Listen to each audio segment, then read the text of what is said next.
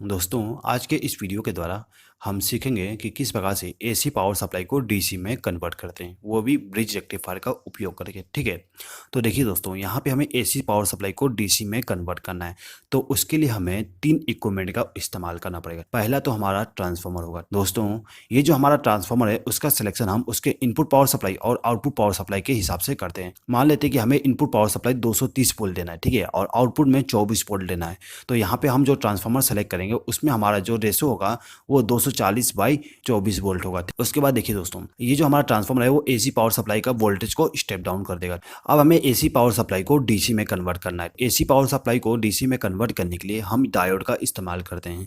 यहाँ पे हमें 4 डायोड का इस्तेमाल करना पड़ेगा और इनका कनेक्शन हम कुछ इस प्रकार से कर देंगे। यदि हम डायोड को कुछ इस प्रकार से कनेक्ट कर देते हैं तो हम उसको बोलते हैं ब्रिज रेक्टिफायर। ठीक है, आप यहाँ पे एक चीज़ याद रखिएगा, ये जो हमारा व्हाइट पट्टी होता है वो ये बताता है कि ये वाला साइड एनोड है और ये वाला साइड कैथोड है। तो यहाँ पे हम जो 4 डायोड इस्तेमाल करेंगे उनका कनेक्शन कुछ इस प्रकार से कर देंगे। उसके बाद देखिए दोस्तों, जो हमारा डीसी आउटपुट पावर सप्लाई होगा वो पल्सेटिंग टाइप होती है, तो उसको फिल्टर करने के लिए यहाँ पर हम एक कैपेसिटर का भी उपयोग करते हैं। अब हमें इसका कनेक्शन करना है, तो कनेक्शन करने के लिए क्या करेंगे कि यहाँ से फेस सप्लाई कनेक्ट कर देंगे और यहाँ से न्यूट्रल सप्लाई कनेक्ट कर देंगे। ठीक है, यहाँ पर हमने इनपुट पावर सप्लाई कनेक्ट कर दिया।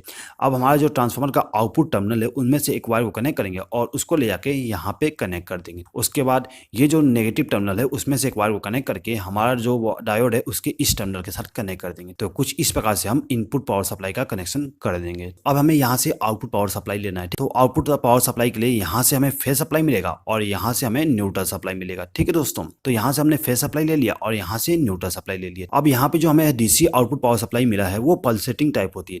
अब उसको रेक्टिफाई करने के लिए हम यहाँ पे कैपेसिटर का उपयोग किए। तो यहाँ पे जो कैपेसिटर है उसका कनेक्शन बहुत ही सिंपल है। आपको क्या करना है कि एक टर्मिनल को न्यूट्रल सप्लाई से कनेक्ट कर देना है और दूसरे को फेस सप्लाई से कनेक्ट कर देना है। ठीक है, तो कुछ इस प्रकार से यदि हम कनेक्शन करते हैं तो हम एसी पावर सप्लाई को डीसी में कन्वर्ट कर देते हैं।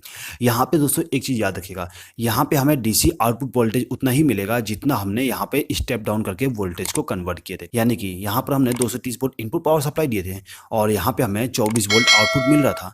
तो यहाँ पे जो हमारा डीसी कन्वर्ट होगा वो भी 24 वोल्ट आउटपुट डीसी सप्लाई ही होगा। यदि हमारा ट्रांसफार्मर 12 वोल्ट में कन्वर्ट करता है या फिर 48 वोल्ट में कन्वर्ट करता है तो हमें यहाँ पे 48 वोल्ट ही मिलता है। ठीक है, यानी कि जितना आउटपुट हमारा ट्रांसफार्मर देगा उतना ही आउटपुट यहाँ पे डीसी सप्लाई हमें मिलेगा। ठीक है, आई होप कि दोस्तों आपको ये वीडियो पसंद आया होगा।